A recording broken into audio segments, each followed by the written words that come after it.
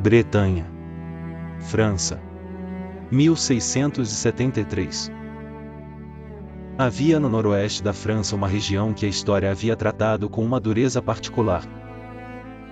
A Bretanha, em aquela península atlântica de granito e vento, de chuvas horizontais e mares furiosos, de calvários de pedra erguidos nas encruzilhadas como se a própria terra precisasse de ser lembrada constantemente da cruz, era em 1673 um território de fé robusta e sofrimento silencioso. Os camponeses bretões rezavam muito e comiam pouco. Construíam igrejas monumentais em aldeias mínimas. E morriam com a mesma contenção com que haviam vivido, sem fazer perguntas à providência sobre a justiça da distribuição dos seus dons. Nesse território e nesse ano nasceu Luís Maria Grignon, em que o mundo viria a conhecer como Montfort, pelo nome da cidade onde havia sido batizado. Era o segundo de 18 filhos. O segundo de 18, e o número precisa ser dito porque é parte da história. Numa família de 18 filhos, a pobreza não é um conceito. É o ar que se respira, o pão que falta, o irmão que morre de frio porque não há lenha suficiente para todos. É a realidade que não deixa espaço para ilusões sobre o que o mundo é ou sobre o que o mundo deve. Luís Maria aprendeu cedo que a maioria aprende tarde, se aprende, que o conforto é provisório, que a segurança é ilusória, e que há apenas uma coisa no universo que não pode ser tirada, a orientação interior da alma. A direção que a pessoa dá à sua vida no nível mais profundo, onde nem a pobreza nem a morte chegam. Essa aprendizagem não foi filosófica. Foi visceral. Foi feita de invernos bretões e de mesas com pouca comida e de irmãos que choravam à noite. Aos 12 anos, Luís Maria foi enviado para estudar no colégio dos jesuítas em Rennes, em a capital da Bretanha. Era inteligente o suficiente para merecer a oportunidade e pobre o suficiente para que a oportunidade fosse um sacrifício para a família. Em Rennes, descobriu duas coisas que permaneceriam como os eixos da sua vida. A primeira, os livros. A teologia, a filosofia, a mística e o mundo das ideias que a Bretanha rural não lhe havia podido oferecer. Devorou Agostinho e Tomás de Aquino, os grandes místicos medievais, os escritores espirituais da escola francesa de espiritualidade, e Beroli, Condren, Olier, que no século XVII haviam desenvolvido uma cristologia de profundidade extraordinária, centrada na aniquilação do ego em favor da vida de Cristo na alma. A segunda coisa que descobriu em Rennes foi a pobreza urbana. Não a pobreza rural da Bretanha, infamiliar, integrada numa comunidade que partilhava a escassez com uma solidariedade instintiva. A pobreza urbana, anônima, invisível, humilhante. Os mendigos nas ruas de Rennes que ninguém via porque havia demasiados para ver. Os órfãos que dormiam nas soleiras das igrejas. Os doentes sem família que morriam sozinhos em casas que eram apenas o último lugar onde haviam conseguido entrar. Luís Maria começou a servi-los. Não como projeto social, e como ato de reconhecimento. Como a resposta instintiva de alguém que havia sido pobre e que sabia, por experiência insubstituível, que a pior dimensão da pobreza não é a falta de pão mas a falta de um olhar que te veja.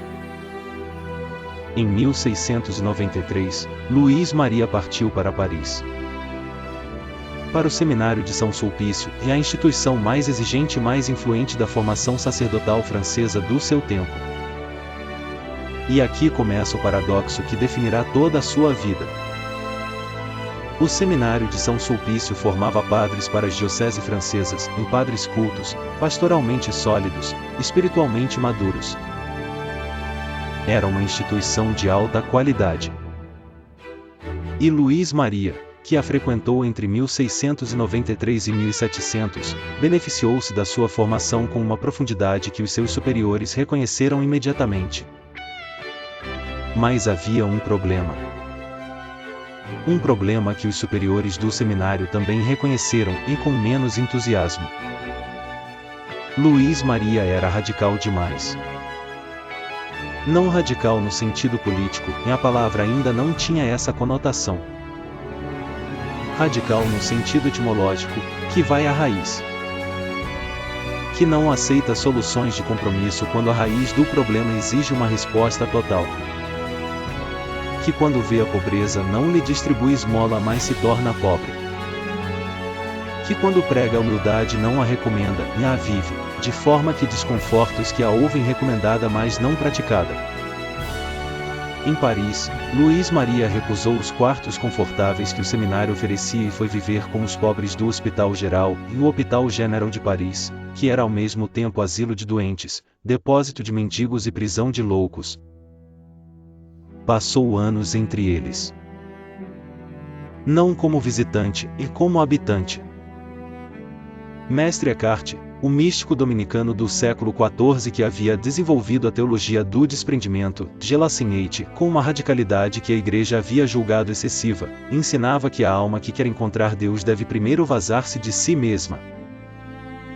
Esvaziar-se de todo apego às coisas criadas, incluindo as mais espirituais, para se tornar receptiva ao que Eckhart chamava de o fundo de Deus. Luís Maria vivia essa teologia do desprendimento com uma literalidade que tornava os seus superiores profundamente desconfortáveis. O seminário de São Sulpício formou-o. E não sabia o que fazer com ele. Os seus diretores espirituais alternavam entre a admiração pela qualidade da sua vida interior e a perplexidade diante da sua incapacidade de se ajustar às expectativas institucionais. Luís Maria não era rebelde, era obediente, humilde, respeitoso da autoridade. Mas havia nele algo que excedia as categorias disponíveis para o enquadrar. Como se pertencesse a uma categoria de vocação que ainda não tinha nome. Foi ordenado sacerdote em 1700.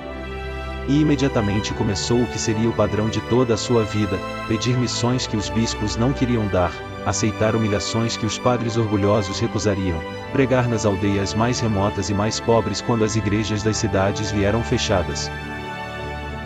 Em 1706, convencido de que o seu chamamento excedia e que necessitava de clareza superior, fez algo extraordinário: caminhou a pé de Paris a Roma, em mais de 1.600 quilômetros, para consultar o Papa Clemente XI sobre a sua vocação. O Papa ouviu e disse-lhe uma frase que Luís Maria levaria pelo resto da vida como bússola: há muito campo de trabalho na vossa pátria. Não procureis um em outro lugar. Voltou à França. A pé. Rudolf Steiner, que no início do século XX desenvolveria a antroposofia como tentativa de integrar o conhecimento espiritual e o científico, e descreveu o peregrino espiritual como aquele que aprende pela estrada o que a sala de aula não pode ensinar. Que o movimento físico, a caminhada, o desconforto do corpo, a exposição ao tempo e ao espaço, é o modo como a alma processa e integra o que a mente compreendeu mas ainda não viveu. Luís Maria Grignon de Montfort passou a sua vida a caminhar e a escrever para o futuro.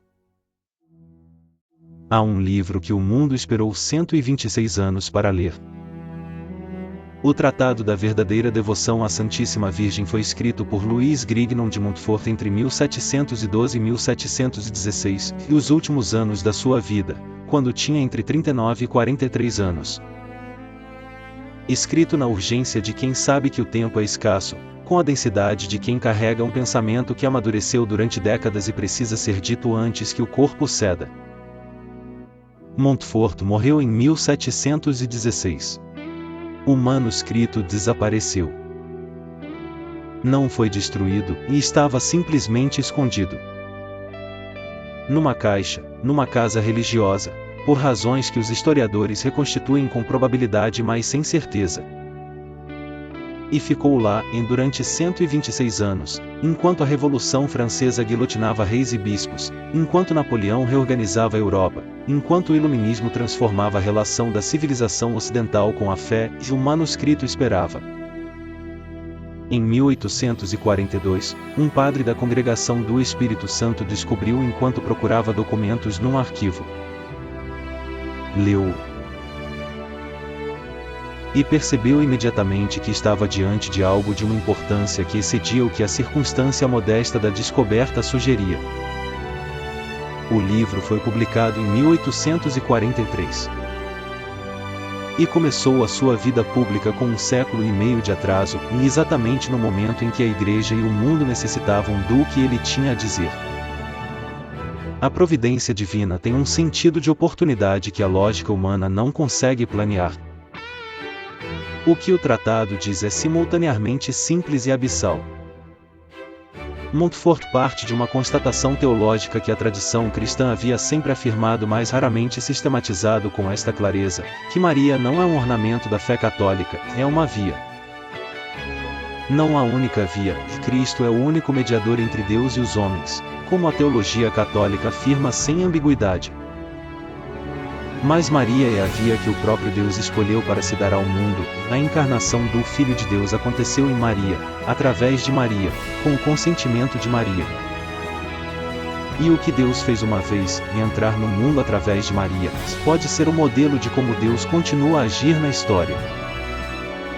Teilhard de Chardin, que no século XX tentou articular a evolução cósmica com a cristologia, diria que a encarnação não foi um evento pontual, mas o ponto de inflexão de toda a evolução do cosmos.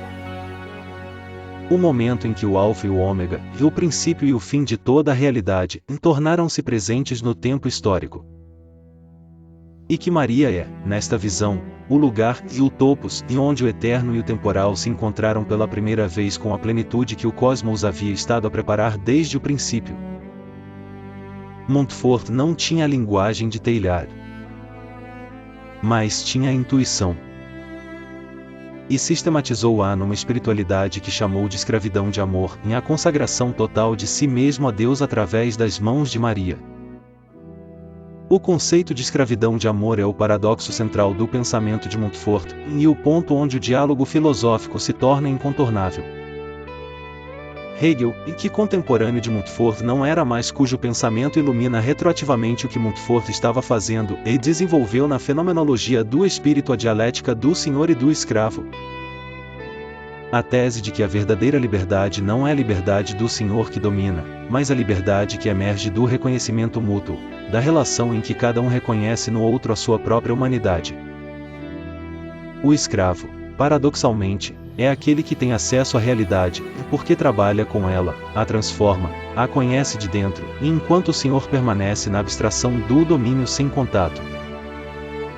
Montfort inverte esta dialética no registro espiritual, e a escravidão de amor não é a negação da liberdade, mas o seu cumprimento.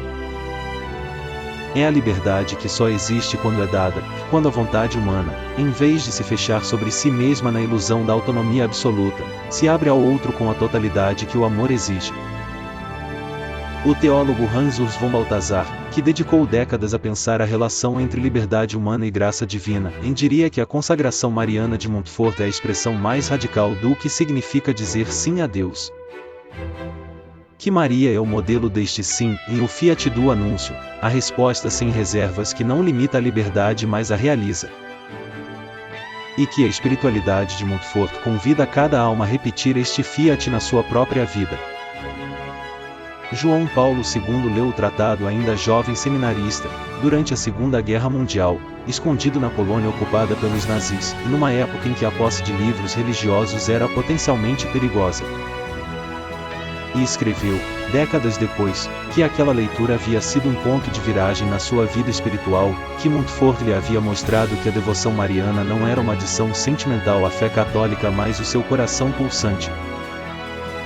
Escolheu como lema episcopal, e depois como lema pontifical, as palavras latinas totus tuus, totalmente teu. As palavras são de Montfort. A espiritualidade é de Montfort. O Papa que visitou Portugal, que sobreviveu ao atentado de 1981 e foi agradecer a Fátima, que canonizou mais santos do que qualquer Papa da história, e fazia-o a partir de uma espiritualidade mariana, cuja arquitetura havia sido desenhada por um padre bretão que morreu com 43 anos e cujo livro mais importante ficou escondido 126 anos numa caixa. A providência tem paciência que os homens não têm.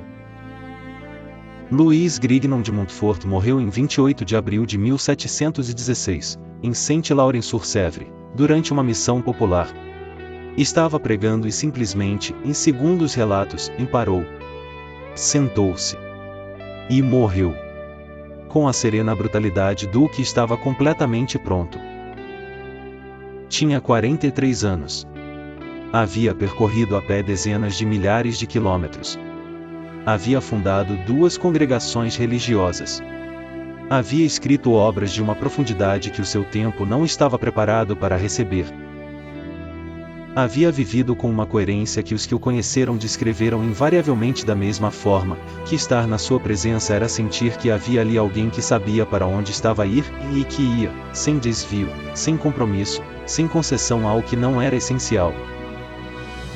Beatificado em 1888. Canonizado em 1947. O escravo de Maria. O peregrino do absoluto. O homem que escreveu para o futuro e que o futuro finalmente leu.